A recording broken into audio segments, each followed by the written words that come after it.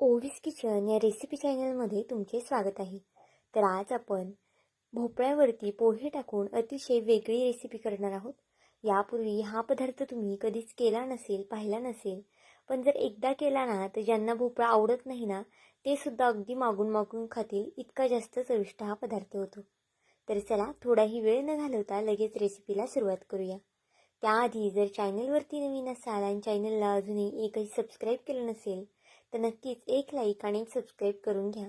कारण की माझ्या अशाच नवनवीन व्हिडिओ जर तुम्हाला पाहिजे असतील तर जर तुम्ही सबस्क्राईब करून ठेवला असेल तर लगेच तुम्हाला नोटिफिकेशन येईल आणि माझा व्हिडिओसुद्धा लगेच येईल. तर बघा, त्यासाठी आपल्याला इथे सुरुवातीला भरपूर अशी कोथिंबीर घ्यायची आहे. कोथिंबीर इथे मी स्वच्छ धुवून घेतलेली आहे आणि मग बारीक अशी कट करून घ्यायची आहे. कोथिंबीर चिरून झाल्यानंतर एक मिक्सरचं भांडं घेतलं आहे. त्यामध्ये 2 ते 3 मिरच्या मी घालून घेतलेले आहेत. मिरचीचं प्रमाण तुम्ही तुमच्या आवडीनुसार कमी किंवा जास्त करू शकता. लसूण घातला आहे 4 ते 5 पाकळ्या सोलून. आता यामध्ये अर्धा चमचा इतपत जिरं घालून घेऊया. जिऱ्यामुळे या रेसिपीला छान असा फ्लेवर येतो, त्यामुळे जिरे आवर्जून घाला.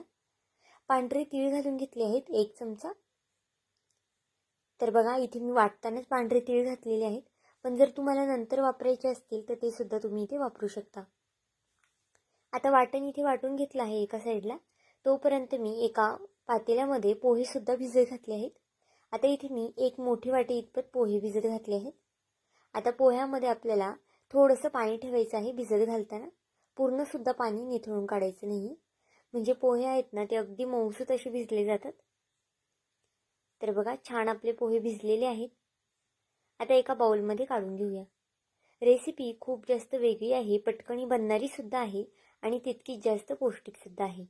आता बघा, भोपळा घालून घेतलेला आहे यामध्ये.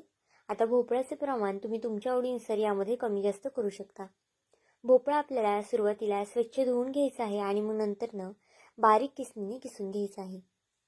जर तुमच्याकडे बारीक किसणी नसेल तर त्याऐवजी मोठ्या किसणीने किसला तरी चालेल.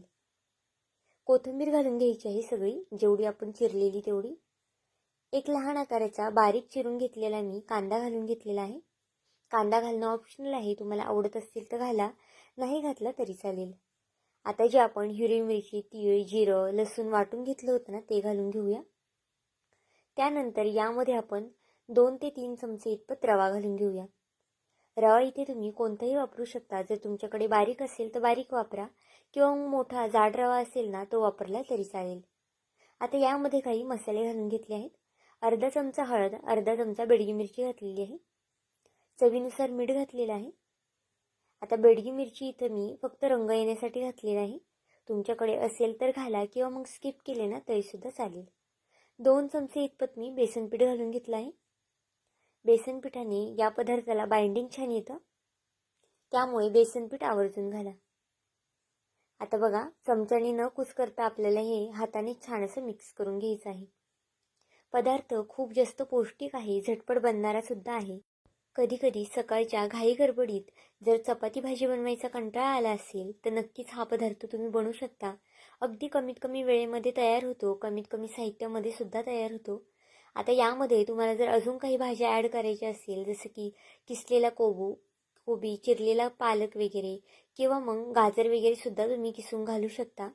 किंवा मग दुसरी कोणतीच तुमच्याकडे भाजी नसेल ना तर नुसतं कांदा, टोमॅटो, कोथिंबीर घातले ना तरीसुद्धा चालेल. आता बघा, हे पीठ छान असं मी मिक्स करून घेतलं आहे. पाणीसुद्धा आपल्याला इथे जास्त घालायचं नाही. व्हिडिओत दाखवते ना त्या पद्धतीनेच आपल्याला याची कन्सिस्टन्सी लागणार आहे. आता जे आपलं पीठ आहे ना ते तयार झालेलं आहे.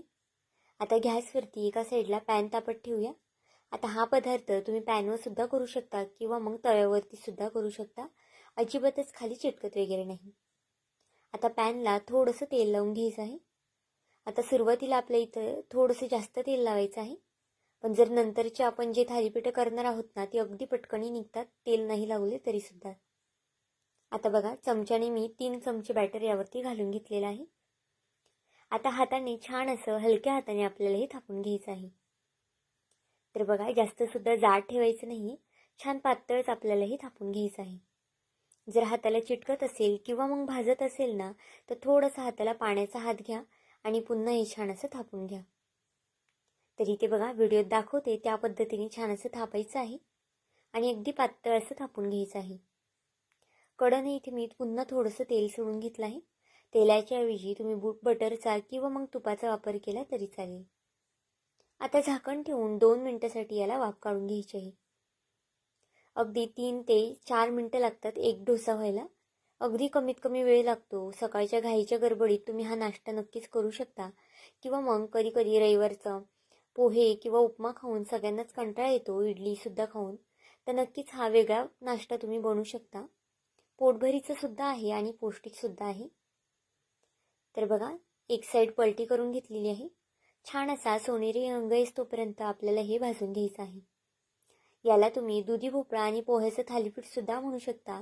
किंवा मग नुसतं कांदा टोमॅटो घालणार असाल तर पोह्याचं थालीपीठसुद्धा याला नाव देऊ शकता. तर बघा, दोन्ही साईडनी छान खमंग खरपूस असं आपल्याला हे भाजून द्यायचं आहे. आता अशाच पद्धतीने दुसरेसुद्धा थालीपीठ आपल्याला करून घ्यायचं आहे. तर इथे बघा, पॅनवरती थोडंसं पुन्हा तेल घालून घेतलेलं आहे आणि चमच्याने आपल्याला हे बॅटर ओतून घ्यायचं आहे. आता आपल्याला हा पराठा इथे हा चमच्याने करायचा आहे. जर तुम्हाला हाताने वगैरे भाजत असेल तर तुम्ही अशा पद्धतीने चमच्याने सुद्धा अगदी सहज पसरू शकता. अगदी सहज पसरलं जातं, अजिबातच वेळ वगैरे लागत नाही. तर इथे बघा, व्हिडिओत दाखवते ना, अगदी त्या पद्धतीने पसरून घ्या. तुम्हाला जर माझा व्हिडिओ थोडा जरी आवडला असेल तर नक्कीच चॅनलला एक लाईक आणि एक सबस्क्राईब करून घ्या. कारण की नवीन यूट्यूबरसाठी तुमचं एक एक लाईक एक एक सबस्क्राईब हे खूप जास्त मोलाचं असतं. तसाच माझा हा व्हिडिओ तुम्ही कुठून पाहत आहात, कोणत्या देशातून शहरातून पाहत आहात ना, हे सुद्धा मला कमेंट करून सांगायला विसरू नका. तर इथे बघा, दुसरासुद्धा आपण थालीपीठ थापून घेतलेला आहे आणि ते सुद्धा झाकण ठेवून आपण 1-2 मिनिटासाठी वाफ काढून घेऊया. आता एक साईड छान अशी भाजून घेतलेली आहे मी. दोन्ही साईडने थालीपीठ आपल्याला छान खरपूस रंग येईस्तोपर्यंत भाजून घ्यायचं आहे. मुलांच्या आवडीचा काय आणि मोठ्यांच्या आवडीचा, सगळ्यांच्याच आवडीचा हा नाश्ता तयार होणार आहे. कारण की खायला अगदी अप्रतिम लागतो, वेगळा लागतो आणि असं काहीतरी नवीन भेटलं ना तर मुलेसुद्धा अगदी आवडीने खातील. तर बघा, आपली सगळी थालीपीठं करून झालेली आहे. आता एक वाटी पोह्यामध्ये आपले 4 ते 5 थालीपीठं आरामात तयार होतात. थंड झाली ना तरीसुद्धा अगदी असेच मऊसूत राहतात आणि खायलासुद्धा तितकेच जास्त छान लागतात. आता हे थालीपीठ तुम्ही असंच सुद्धा खाऊ शकता. असंच खाल्लं ना तरीसुद्धा छानच लागतं. चहाबरोबर खाऊ शकता, मुलांना केचपसोबत देऊ शकता किंवा मग दह्यासोबतसुद्धा खाऊ शकता. तर आजची ही रेसिपी तुम्हाला कशी वाटली मला हे कमेंट करून नक्की सांगा. आणि चॅनलवरती नवीन असाल तर चॅनलला एक लाईक आणि एक सबस्क्राईब करायला विसरू नका.